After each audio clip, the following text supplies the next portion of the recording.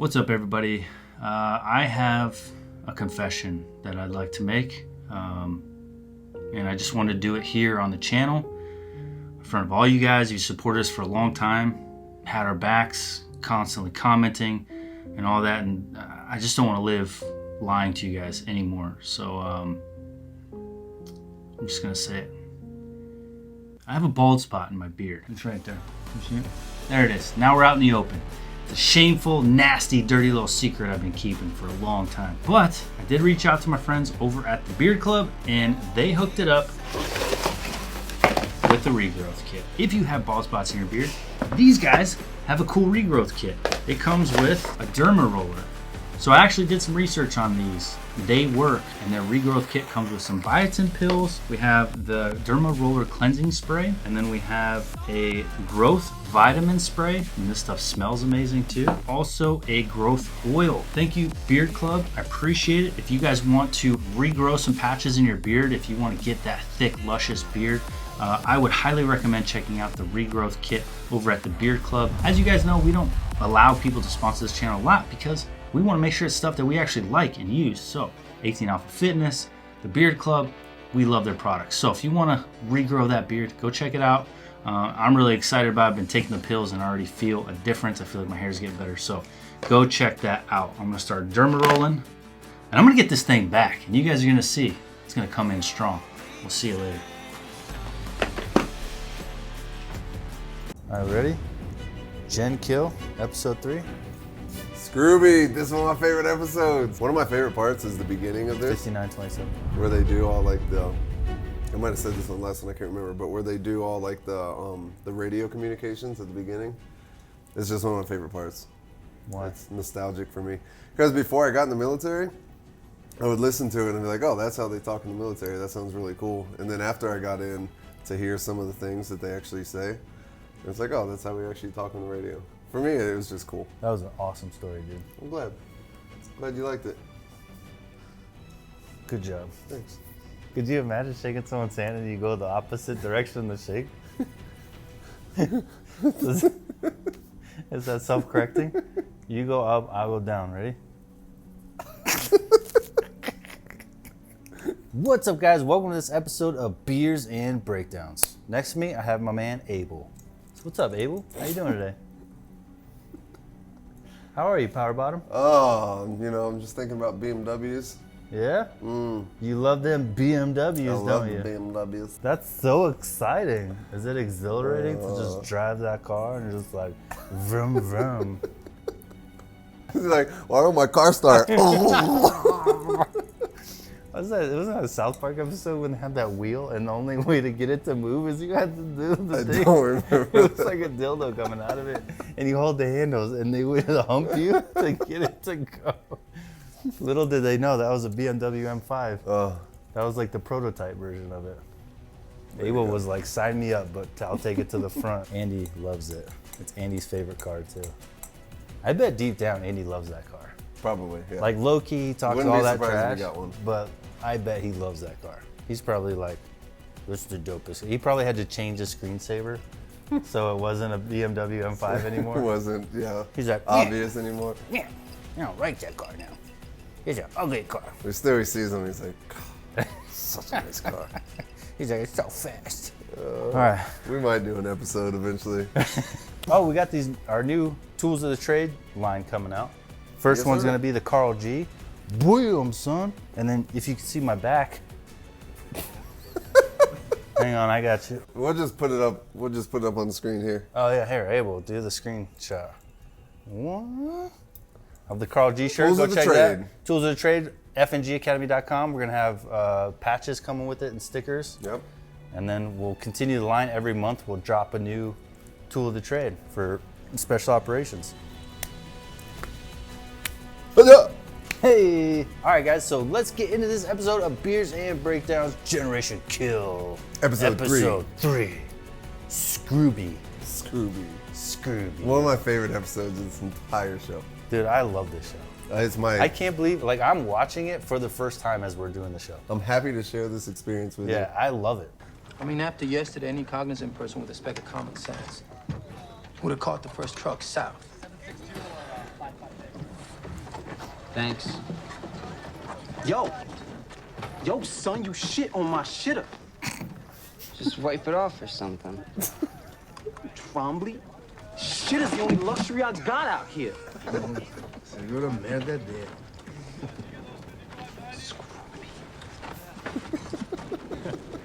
Dude, I would be so pissed. Right. You give me back to me with Yeah, what's the matter with you?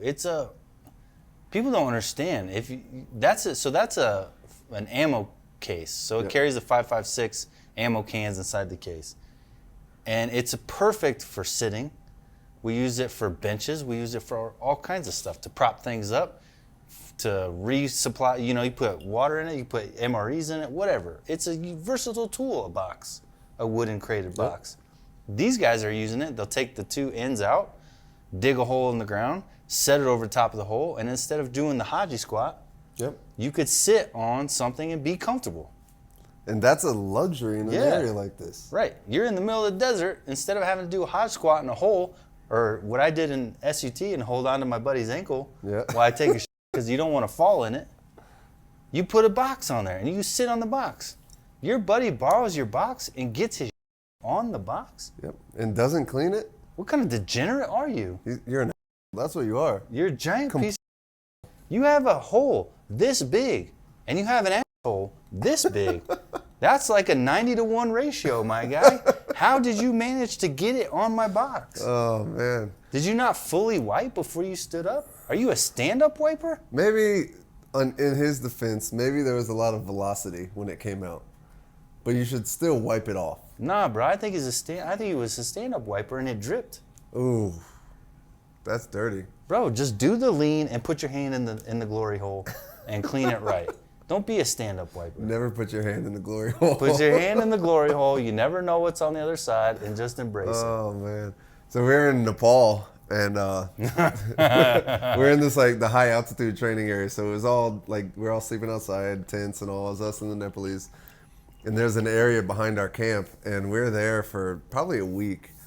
And, like, within a matter of days, like, we were, like, everybody was taking shits out there. And so there was rocks everywhere. The ground was hard, and we didn't have, like, shovels, so we would just shit and cover it with a rock. It got to the point, by the end of it, like, you're going and, like, moving rocks, and they're like, oh, there's shit there. Picking up rocks. Every rock you pick up had shit and toilet paper underneath it. It was just, like, an acre-sized field filled with rocks. We just shit under every rock. I can just see a bunch of greenbirds. I was like, oh. It's like going out like, hey, am I gonna get lucky? But so it's like you're going out there and just squatting down. So having something to sit on like this, like, that's a huge luxury. That's a huge prize for you. But what threw me off when I first watched the scene was the dude's accent. Which the guy who it was his shitter? Yeah. Yeah. So he's more urban than the other people. Yeah. And he was like, you shit on my shit. It's trauma. He comes out. He's the rapper of the group as well. Is he? We'll see in a later episode. Ah, that makes sense. Yep. He's a cool guy. Future Eminem. Potentially. But that's another thing. You've got this guy that's completely urban, we'll say. And then you got the other guy that's super country. Yeah. But that's the beautiful thing about the military is, like, everybody gets put together and, like, you got people from all different walks of life. One of the most interesting things is, like, people you go to basic training with or AIT, when you finally get chances to go out in normal clothes and see how people actually dress. Yeah, that is a trip. It's like, I didn't know you were a goth, for one, right? Or, like, this guy's like a super cowboy or something like that. That's always a trip when you see people out of uniform for the first time. That is fun. I like to think that I did it right, and I look pretty good. I bet you did. Yeah, everyone thinks that, though. I've seen pictures of myself in basic. I look like an idiot, Oh, bro. my God, man. Because it's your first chance to, like, show off a little bit, and you got money for the first time. So you could actually, like, go out and purchase a full outfit. I was matching colors that should be matching, dude. I was wearing some weird shit. You're trying to peacock everybody. Oh, for sure, yeah. Everything. You're like, oh, I get a little freedom? Yeah. Hey, look at me. Hey, look at me. Oh, everybody's at the mall. Just like, ooh, bags of shit. I might add. For punching through yesterday where RCT-1 failed to go. But now it looks like we're back to being one unit among many. And unfortunately, when we're rolling with the regimental combat team, we can get lost in the middle of all that ass. The only way we're gonna get back into the game and score like we did yesterday is to find another mission where we can break off. And Captain Patterson, we depend on Godfather to look for any opportunity to get us back into the game. Count on it. So, gentlemen, keep it better. That little speech he did, and then one guy's the typical officer is like, That I hate that guy. that guy's so cool, and the other guy's like, shut the fuck up. Yeah. And he's like, look, he talks to himself in third person. You're the Godfather to get us back in the game. Depend on Godfather. I was like, come on, dude. First of all, stop drinking your own Kool-Aid. Second of all, you're not here to just find yourself combat. You're here to accomplish the mission. And if the mission is best suited following each other and going in as a massive unit, now all of a sudden you're looking for alternate missions just to go find combat. Right. Because it makes the Godfather look cooler and look better to the generals. And all he's trying to do is suck to the people above him. That pisses me off. Yeah.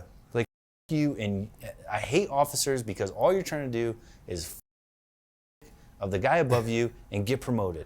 And this Godfather and his stupid voice is just trying to suck the guy above him. As a pawn in that scenario, which is, you know, all the lowered enlisted guys, that's a shitty place to be. Yeah. Because he's like, oh, we're just going to go find contact. Right. And it's like, bitch, you're not the one going to find contact. Right. You're sending us to go do it. You're sitting back here just moving chess pieces, basically. Right. And it's fine if we stumble upon combat and it pops off because that's what the mission is. That's what we're here to do. But anytime, because my team sergeant did the same shit. Anytime you start breaking off because you just want to get into something wet and you want to have some more bullets on your NCOER or your officer evaluation, that pisses me off because you can get people killed just because you wanted to go get into some shit and get promoted. When it's unnecessary. It's unnecessary and it's not part of the mission. You're putting, go tell someone's fucking parents that got killed. Right. The Godfather got him into the combat. The Godfather found a mission. Right. Imagine that guy's parents. Like, wait, so you guys didn't need to be there? Yeah. No, everybody wanted us to go past, but Godfather found a way. I got him in it because I'm the fucking man. But I got promoted to general. Like, I hope they throat punch you until you fucking talk out of the little cancer box out of your throat, you piece of shit. Sergeant! For the life of me, I could only find a black one. Have you located any red ones? No, sir. If you do, you be sure to let me know. Yes, sir.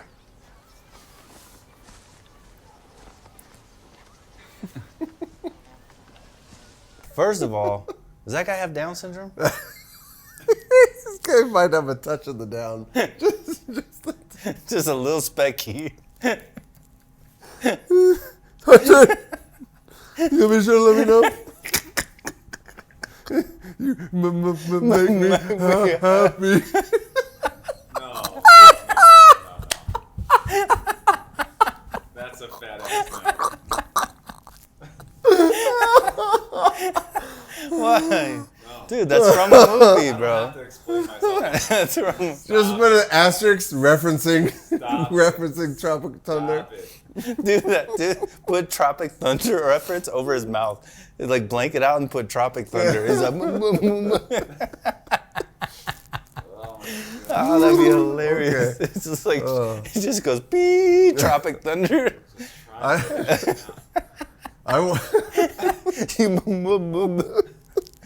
Dude, his eyes are so close together.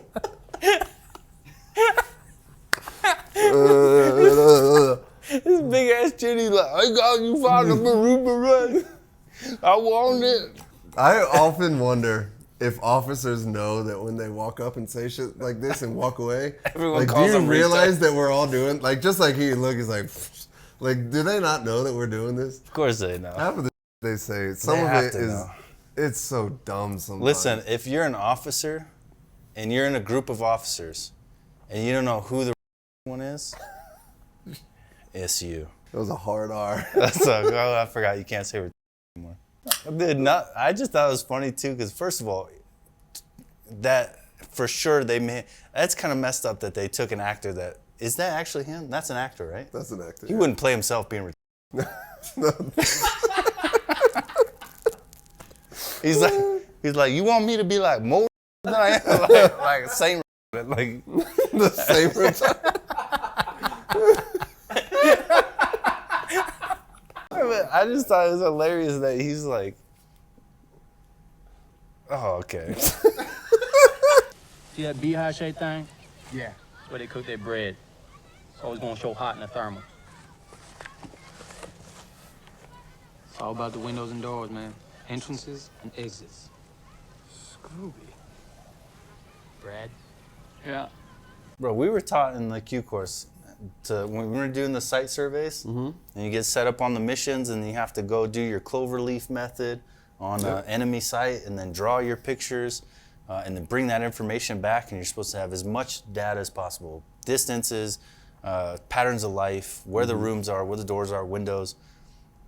But that was next level drawing. And like, the way even he thought about where they cook the bread and how that's going to show up on thermal. Yeah. The whole idea is that if you get attacked from that position, you could immediately call in sniper fire, you can immediately call in mortar fire. You know, the intel that comes from that, patterns of life, you can identify high value targets. But just, he had all those preset locations, distances. So as soon as something pops off, you're hitting them accurately. Yeah. And it's amazing to see someone that has those kind of drawing skills and the way they represented it. And he's right, windows, doors, because that's most likely where you're gonna get shot from. I just love the idea. It was like, that's where they cook their bread. That's gonna show up hot on a thermal. And then something easy to identify. It's just spot on. So I have experience with this, like real life experience. We were in Korea doing a huge training rotation, and part of our FTX, our final like mission at the end, we had to go and sit, like infill into an area and sit and do recon it was like a village type deal or whatever. And we sat there and we did it for hours, and then we had what these guys are, Marine Recon. We had a Marine Recon unit come in, and they had also been doing the same thing that we were doing at the same time on the other side of the village. And when we linked up one night, we all presented everything that we had to each other, and it was wild the amount of detail that they had. They had like way more than we had. And you gotta think, for SF, we have multiple mission sets, right? Everything DA, SR, so direct action, special reconnaissance, all these different unconventional warfare, all these different mission sets, right? And that's the one thing about SF that I always say is we have so many mission sets that we don't really get to specialize in any one thing, right? So we're decent at a lot of things, but we're not really good at one thing, except for maybe unconventional warfare. But once we met with these guys, and that's their main focus is reconnaissance, special reconnaissance, stuff like this.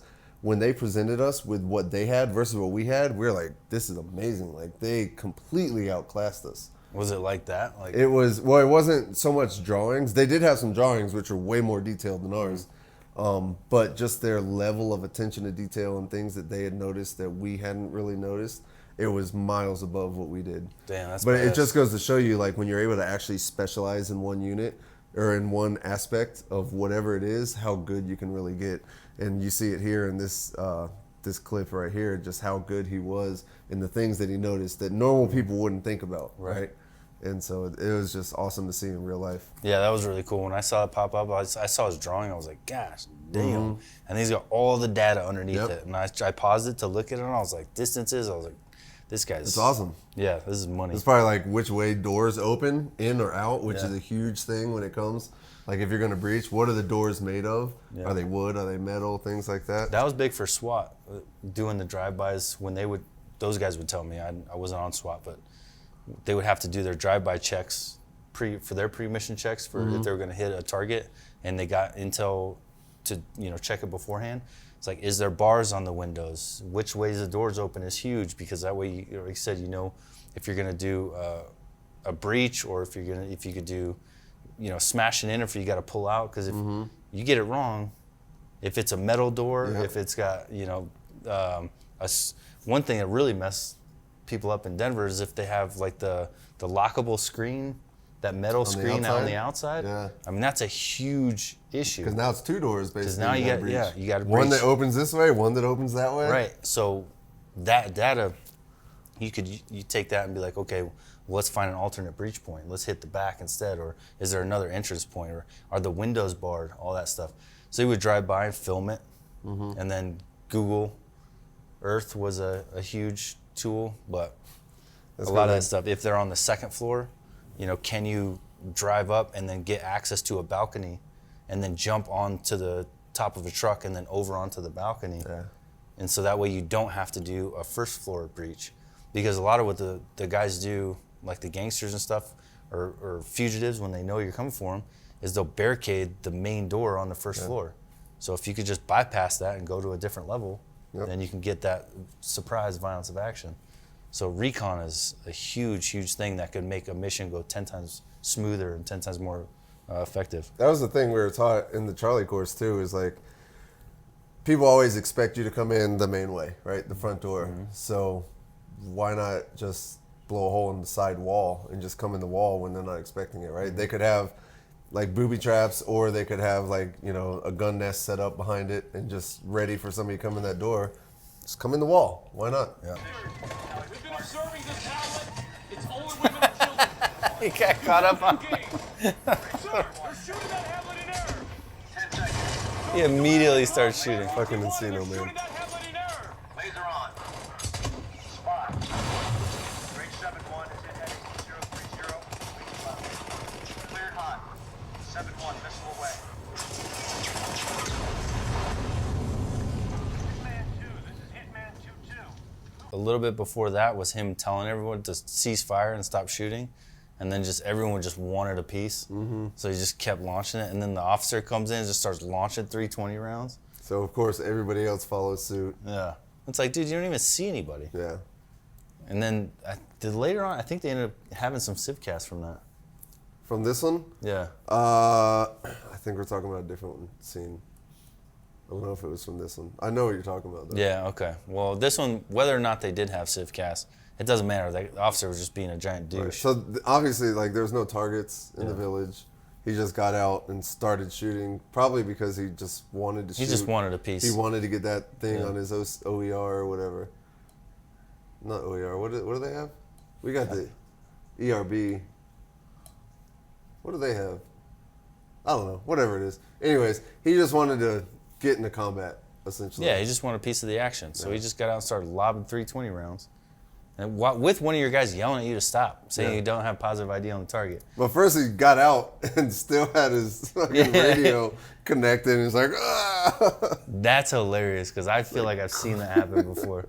Because as you're sitting in the Humvee, you either hook it to the side of the radio, or you could hook it to here, so that way you could just talk to it like this instead of having to pick it up. Yeah. So while the TC's looking at the maps, you know, doing that, you just have it right there. And he forgot to take it off, and then got hooked and fell. That was hilarious. But it was just, I hate seeing like people trying to get in combat just for the sake of getting in combat. It's so annoying. And they really highlighted this about the upper echelons in this show. And I hope they were pissed. They should be pissed. You shouldn't have done that shit. For sure. You look like an idiot. Asshat. I bet a lot of them probably really thought that this is going to be like the first Gulf War, where it's just going to be over in a matter of days. Yeah, and they had to get it now. Yeah, and they're like, we better get it while we can. Little did they know, 10 years later, they're still going to be there.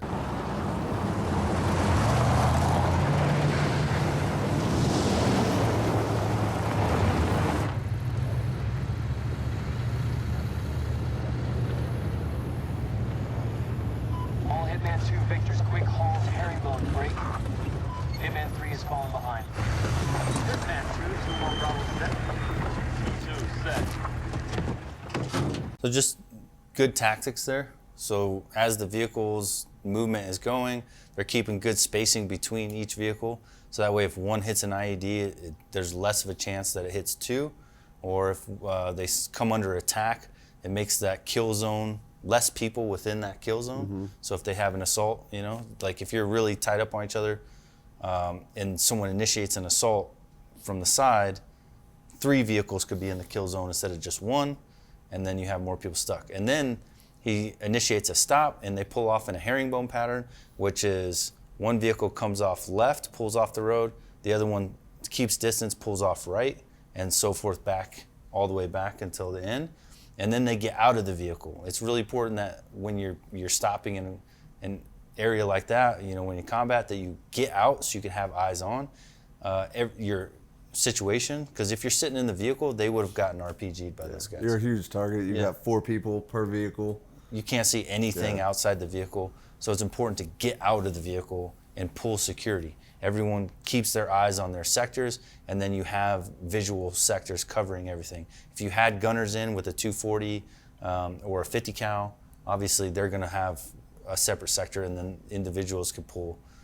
So, but then it happens to where 2 guys start maneuvering on him, and because he's there watching his sector, he sees them before they're able to, you know, get off some RPGs, and they end up killing them. Yep. So it's just good tactics. It's good basic infantryman tactics that work really well. It's the same stuff that we're taught in small unit tactics, the same stuff that we use. We don't change up good basic tactics because it works. Yeah.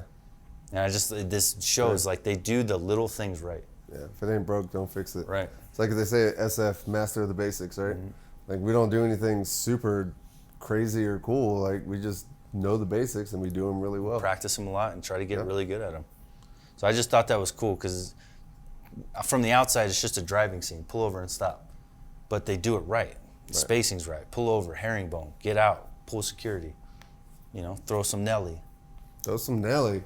Get that street sweep. Always. I love that song, dude. I used to love Nelly. I remember one time. Do you wear a Band-Aid under your eye? Band-Aid? No, not at all. I did love that album though. Country Grammar. Yeah, Country me Grammar too, was dude. Country awesome. Grammar was. Dumb motherfucker, even the most boot Marine knows danger close. You're way out of line. Skipper! Dumb motherfuckers, man. Calling in a fire mission. 200 meters. These 2 get their heads together, it's dangerous. It's the oldest play in the book.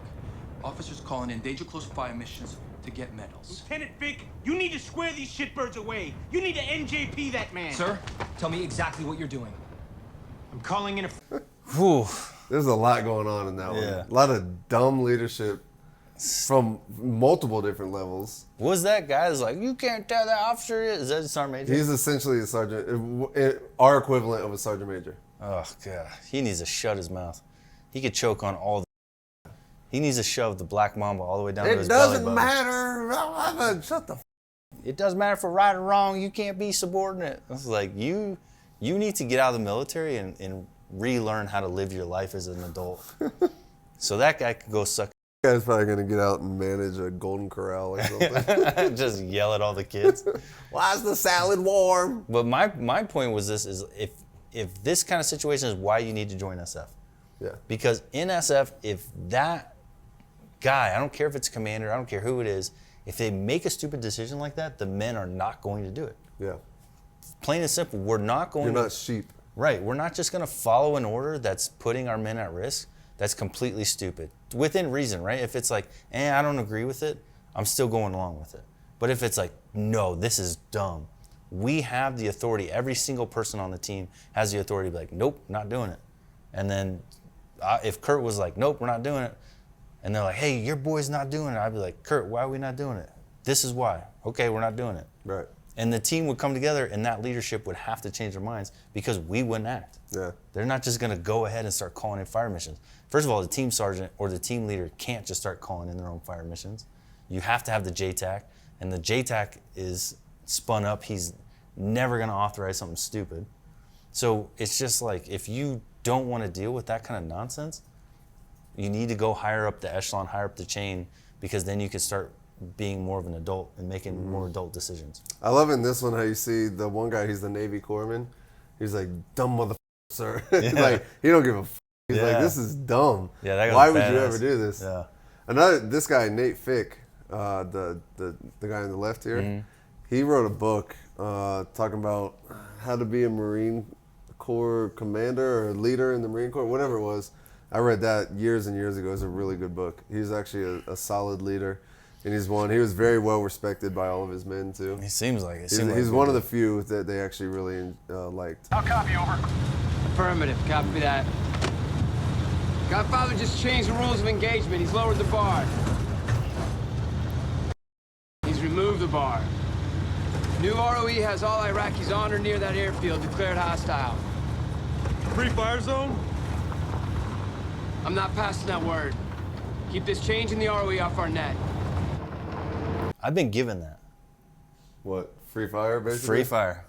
We going into an ISIS valley, they dropped pamphlets, we pre-bombed it, everyone was cleared hot. Everyone. They said anyone left in this valley is cleared hot. It's not real. Right. It's not a real order. You can't do that. And so that's why it's like, I'm glad that he was like, I'm not putting that out. Like, don't even tell the guys that, because that's stupid. But we knew that at the end of the day, that's never a real thing. Because if you just murder somebody, you have to answer for it. Mm-hmm. If somebody just walks up, some lady who just walks up to you and was like, oh my God, I didn't know you guys were coming, and you just shoot her in the face, you're gonna be like, I was cleared hot. Everyone was cleared hot. Yeah. Like, no. They're gonna be like, why'd you shoot that person in the face? Like, you're going to jail. That's war crimes. It's never just cleared hot on anybody. You're always going to have to see a weapon or have some kind of threat. Mm-hmm. I mean, maybe that's been done before, but I've been given that order and knew damn well that it's bullshit. And I didn't even consider that everyone's cleared hot. that's just like what I said on the last one about being a leader. This guy, he's one of the captains or one of the officers on there. And in this instance, he's using common sense and putting his people first. So in this instance, he's being a good leader. And this guy, throughout the series, you see he's actually one of the good leaders or better leaders out of the group of them. So and that's what I'm talking about. You got to use common sense and put your people first. Dude, quick story. Tino goes up to a building, a door. It's locked, and he hears something inside. And so he's like, oh, I think it's a woman and a child. I can hear a woman and a child inside this compound. And mind you, we've just gotten into the valley. We've gotten this everyone cleared hot bullshit order. And he's like, there's a woman and child in there. So he gets the door open and calls them out. And the woman and child come out screaming. And he's like, gets them to the Terps and just moves them out. He gets yelled at by one of the guys on our team as to why he didn't just pre-clear that room with a grenade, because everyone should be dead. Yeah. Trombley, you have to prepare for the possibility of formal investigation into the shooting. You need to write it up. You good?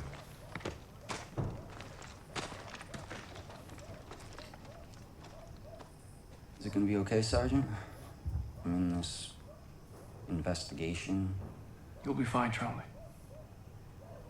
No, I mean for you, Sergeant. Since you gave all the orders.